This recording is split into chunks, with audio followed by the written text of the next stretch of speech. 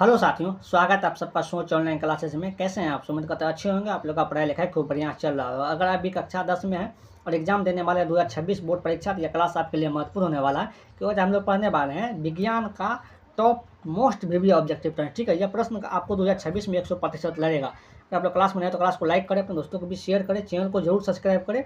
देखते हैं आज का पहला प्रश्न। आप लोग भी साथ में आंसर दीजिएगा। आप लोग कमेंट में जय मां सरस्वती लिखिए और हम लोग क्लास को शुरू करते हैं। ठीक है, पहला प्रश्न है आपका यहाँ पे।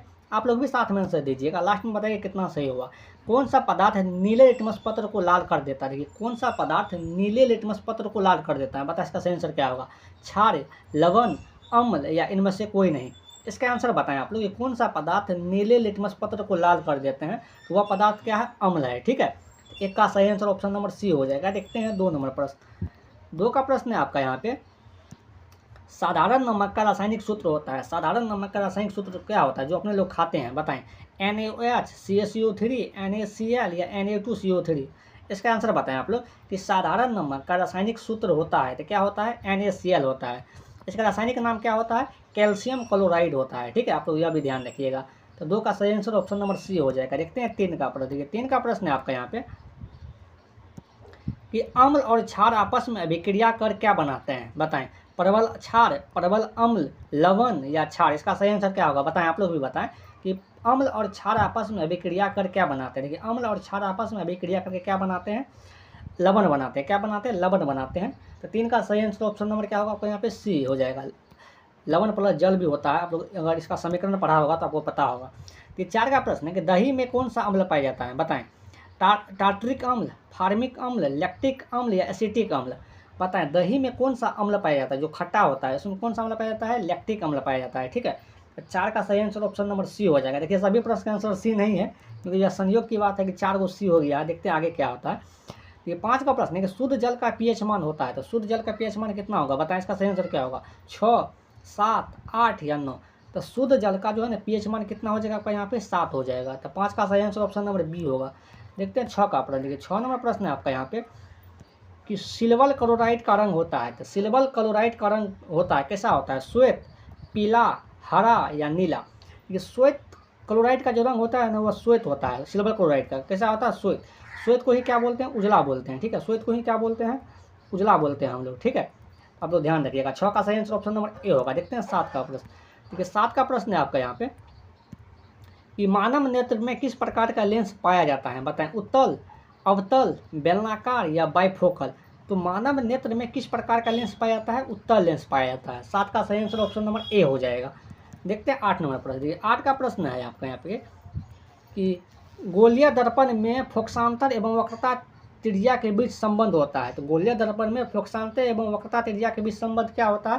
देखिए, F बराबर R/2 होता है। F बराबर कितना होता है? R/2 होता है। तो यह कहीं पर है, तो F बराबर R/2 कहीं नहीं है। ठीक है, तो इसको लिख सकते हैं हम R बराबर 2F लिख सकते हैं। क्या लिखते हैं इसी को?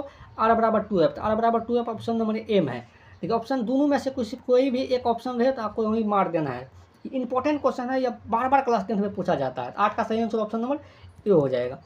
देखते हैं 9 का प्रश्न। देखिए, 9 का प्रश्न है आपका यहाँ पे कि अवतल दर्पण की फोकस दूरी होती है। तो अवतल दर्पण की फोकस दूरी क्या होता है? ऋणात्मक, धनात्मक, दोनों मतलब ऋणात्मक धनात्मक दोनों या शून्य होता है? बताएं।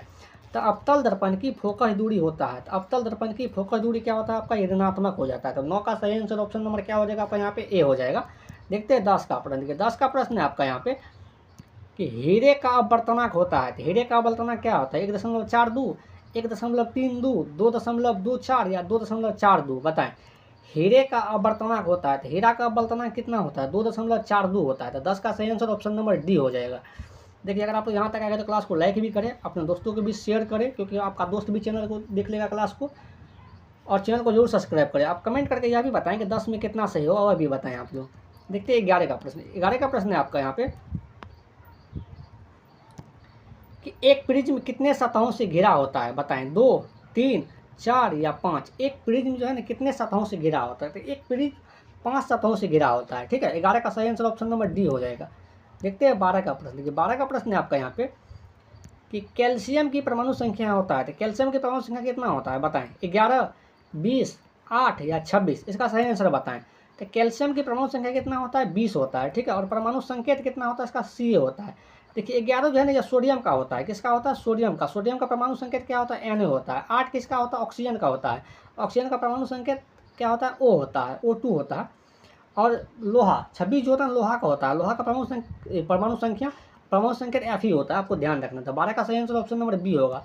देखते हैं 13 का प्रश्न। देखिए 13 का प्रश्न है आपका यहाँ पे, स्वपोषी पोषण के लिए आवश्यक है। स्वपोषी पोषण के लिए आवश्यक क्या है बताएं? CO2, क्लोरोफिल, सूर्य का प्रकाश या इनमें से सभी। तो CO2 का मतलब हुआ कार्बन डाइऑक्साइड। स्वपोषी पोषण के लिए आवश्यक है क्या है? सभी सही। कार्बन डाइऑक्साइड भी सही होगा, क्लोरोफिल भी सही होगा, सूर्य का प्रकाश भी सही होगा, इनमें से सभी। देखिए CO2 का जो सूत्र होता है, किसका सूत्र होता है? कार्बन डाइऑक्साइड का सूत्र होता है, आपको ध्यान रखना है। तो 13 का सही आंसर ऑप्शन नंबर 1। कभी कभी CO2 की जगह पे कार्बन डाइऑक्साइड भी लिखा रहता है। 14 का प्रश्न है आपका, यहाँ पे मैग्नीशियम पाया जाता है। मैग्नीशियम किस में पाया जाता है? क्लोरोफिल में, लाल रक्त कण में, वर्णी लवक में या श्वेत रक्त कण में? बताएं। कैल्शियम पाया जाता है, तो कैल्शियम किस में पाया जाता है? सॉरी, कैल्शियम ने मैग्नीशियम है। मैग्नीशियम किस में पाया जाता है? क्लोरोफिल में पाया जाता है। तो 14 का सही आंसर ऑप्शन नंबर ए हो जाएगा। देखते हैं 15 का प्रश्न। 15 का प्रश्न है आपका यहाँ पे, ऑक्सीन है। ऑक्सीन क्या है? वसा है, एंजाइम, हार्मोन या कार्बोहाइड्रेट? ऑक्सीन है, तो ऑक्सीन क्या होगा? हार्मोन है। ठीक है, 15 का सही आंसर ऑप्शन नंबर क्या हो जाएगा आपका यहाँ पे? सी हो जाएगा। देखते हैं 16 नंबर पर। देखिए 16 का प्रश्न है आपका यहाँ पे, मनुष्य के शरीर की सबसे बड़ी ग्रंथि है। तो मनुष्य के शरीर की सबसे बड़ी ग्रंथि क्या होगा? लीवर, अग्नाशय, अंडाशय या एड्रिनल होगा? बताएं इसका सही आंसर क्या होगा? मनुष्य के शरीर की सबसे बड़ी ग्रंथि है, तो क्या होगा यहाँ पे? लीवर हो जाएगा। 16 का सही आंसर ऑप्शन नंबर ए हो जाएगा। देखते हैं 17 का प्रश्न। 17 का प्रश्न है आपका यहाँ पे, हीमोग्लोबिन की कमी से कौन सा रोग होता है? बताएं। पीलिया, मधुमेह, एनीमिया या डायरिया? हीमोग्लोबिन की कमी से कौन सा रोग होता है? तो हीमोग्लोबिन की कमी से क्या होता है यहाँ पे? एनीमिया रोग हो जाता है। ठीक है, हीमोग्लोबिन मतलब क्या होता है? ब्लड। ब्लड की कमी से एनीमिया रोग होता है। 17 का सही आंसर ऑप्शन नंबर क्या होगा आपका यहाँ पे? सी हो जाएगा। देखते हैं 18 का प्रश्न। 18 का प्रश्न है आपका यहाँ पे, कि पौधों में भोजन किस रूप में जमा होता है? बताएं। पौधा जो है भोजन किस रूप में जमा करता है? ग्लूकोज के रूप में, प्रोटीन के रूप में, स्टार्च के रूप में या फैटी एसिड के रूप में? तो पौधा जो है ना भोजन किस रूप में जमा करता है? स्टार्च के रूप में जमा करता है। 18 का सही आंसर ऑप्शन नंबर सी हो जाएगा। देखते हैं अगला प्रश्न 19 का प्रश्न। 19 का प्रश्न है आपका यहाँ पे, कि आरसीबी का जीवन काल होता है। आरसीबी का जीवन काल क्या होगा? बताएं। 120 दिन, 180 दिन, 80 दिन या 220 दिन? आरसीबी का जीवन काल जो है ना वो कितना दिन होता है? 120 दिन होता है। कितना होता है? 120 दिन। तो 19 का सही आंसर ऑप्शन नंबर ए हो जाएगा। देखते हैं 20 का प्रश्न। ये 20 का प्रश्न है आपका यहाँ पे, कि आयोडीन की कमी से कौन सा रोग होता है? बताएं। आयोडीन की कमी से कौन सा रोग होगा? घेंघा, मधुमेह, स्कर्वी या एड्स? आयोडीन की कमी से कौन सा रोग होगा? तो आयोडीन की कमी से क्या होगा यहाँ पे? घेंघा हो जाएगा। तो 20 का सही आंसर ऑप्शन नंबर ए हो जाएगा। देखते हैं 21 का प्रश्न। 21 का प्रश्न है आपका यहाँ पे, इंसुलिन की कमी से कौन सा रोग होता है? तो इंसुलिन की कमी से एड्स, बेरी, एनीमिया या मधुमेह? इंसुलिन की कमी से कौन सा रोग होता है? तो इंसुलिन की कमी से क्या होता है यहाँ पे? मधुमेह हो जाता है। ठीक है, या इसी को क्या बोलते हैं? डायबिटीज बोलते हैं। तो आप लोग यहाँ तक आ गए तो क्लास को लाइक भी करें, अपने दोस्तों को भी शेयर भी करें, चैनल को जरूर सब्सक्राइब करें। आप लोग कमेंट करके बताएं कि 20 में कितना सही हुआ, यह भी आप लोग कमेंट करके बताएं। ठीक है, और लास्ट तक जरूर देखिएगा। आप लोग लास्ट में बताइएगा कितना सही हुआ आपका। 22 का प्रश्न है कि अम्लीय वर्षा जल का पीएच मान होना चाहिए। अम्लीय वर्षा जल का जो पीएच मान कितना होना चाहिए? बताएं। जो वर्षा होता है अम्लीय वर्षा, उसका पीएच मान कितना होना चाहिए? कहने का मतलब यही है इसका, 5.6, 5.6 से कम या 5.6 से अधिक या 7? अम्लीय वर्षा के जल का पीएच मान कितना होना चाहिए? 22 का आंसर बताएं आप लोग कि कितना होना चाहिए आपका?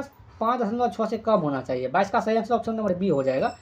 देखते हैं 23 का प्रश्न। 23 का प्रश्न है आपका यहाँ पे, कि आधुनिक आवर्त सारणी में समूह की संख्या है। कितना होगा? 7, 8, 9 या 18?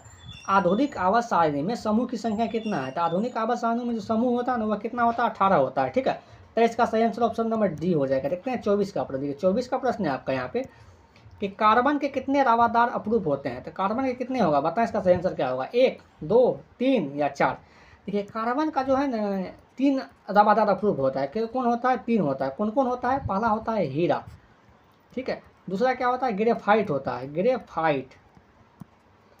तीसरा क्या होता है आपका यहाँ पे? फुलेरिन हो जाता है। ठीक है, फुलेरिन।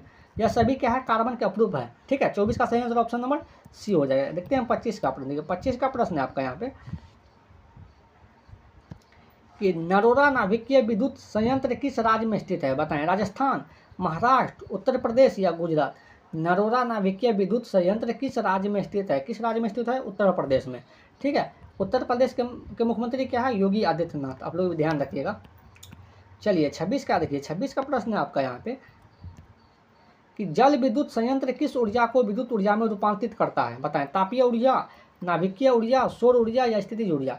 जल विद्युत संयंत्र किस ऊर्जा को विद्युत ऊर्जा में रूपांतरित करता है? किस ऊर्जा को रूपांतरित करता है? स्थितिज ऊर्जा को। ठीक है, तो 26 का सही आंसर ऑप्शन नंबर क्या होगा आपका यहाँ पे? डी हो जाएगा। देखते हैं 27 का प्रश्न। 27 का प्रश्न है आपका यहाँ पे कि चुंबकीय फ्लक्स का असम मात्रक होता है। तो चुंबकीय फ्लक्स का असम मात्रक क्या होगा? बताएं। वाट, जूल, वेबर या न्यूटन? तो चुंबकीय फ्लक्स का असम मात्रक क्या हो जाएगा आपका यहाँ पे? वेबर हो जाएगा। क्या होगा यहाँ पे? वेबर। 27 का देखिए, वाट किसका होता है? विद्युत शक्ति का। ठीक है, तो विद्युत शक्ति का क्या हो जाता है आपका यहाँ पे? वाट हो जाता है असम मात्रक। जूल किसका होता है? कार्य का। कार्य का असम मात्रक क्या होता है आपका यहाँ पे? जूल होता है। न्यूटन किसका होता है? बल का असम मात्रक क्या होता है? न्यूटन होता है। आपको ध्यान रखना है। तो यहाँ पे चुंबकीय फ्लक्स का क्या हो जाएगा यहाँ पे? वेबर हो जाएगा। तो 27 का सही आंसर ऑप्शन नंबर सी हो जाएगा। देखते हैं 28 का प्रश्न। 28 का प्रश्न है आपका यहाँ पे कि विद्युत धारा उत्पन्न करने की युक्ति को कहते हैं। तो विद्युत धारा उत्पन्न करने की युक्ति को क्या कहते हैं? जनित्र, गैल्वेनोमीटर, एमीटर या मोटर? बताएं। विद्युत धारा जो उत्पन्न करती है उसे क्या कहते हैं? उसे जनित्र कहते हैं या जनरेटर कहते हैं। इसको इंग्लिश में क्या कहते हैं? जनरेटर। ठीक है, या जनित्र कहते हैं। इसका हिंदी नाम हुआ जनित्र और इंग्लिश में क्या कहते हैं हम लोग? जनरेटर। 28 का सही आंसर ऑप्शन नंबर ए हो जाएगा। देखते हैं 29 का प्रश्न। 29 का प्रश्न है आपका यहाँ पे कि रक्त में ऑक्सीजन का वाहक है। तो रक्त में ऑक्सीजन का वाहक क्या होगा? वसा, हार्मोन, हीमोग्लोबिन या कार्बोहाइड्रेट? रक्त में ऑक्सीजन का वाहक है। तो रक्त में जो है ना ऑक्सीजन का वाहक क्या? हीमोग्लोबिन। यही क्या करता है? रक्त में ऑक्सीजन को ले जाता है। ठीक है, 29 का सही आंसर ऑप्शन नंबर ए होगा। रक्त लाल भी होता है हीमोग्लोबिन के कारण, यह भी ध्यान रखना है। 29 का सही आंसर ऑप्शन नंबर सी हो जाएगा। देखते हैं 30 का प्रश्न। 30 का प्रश्न है आपका यहाँ पे प्रकाश संश्लेषण होता है। तो प्रकाश संश्लेषण होता है कब होता है? बताएं। रात में, दिन में, रात दिन में या सुबह शाम में? तो देखिए, प्रकाश संश्लेषण तब होगा दिन में होगा। कब होगा? दिन में होगा। और प्रकाश संश्लेषण के लिए सूर्य का प्रकाश आवश्यक है। ठीक है, सूर्य का प्रकाश आवश्यक है। बिना सूर्य के प्रकाश का प्रकाश संश्लेषण नहीं होगा। आपको ध्यान रखना है। 30 का सही आंसर ऑप्शन नंबर बी हो जाएगा। यह आज का आखिरी प्रश्न था। अगर आप लोग यहाँ तक आ गए हैं तो क्लास को लाइक भी करें, आपके दोस्तों को भी शेयर भी करें, चैनल को सब्सक्राइब करें और कमेंट करके यह भी बताएं कि 30 में कितना सही होगा। अगर 30 में आपका 22-23 सही हो गया है तो आपका तैयारी मस्त है। ठीक है, आज के लिए इतना है। मिलते हैं अगले क्लास में। Thank you.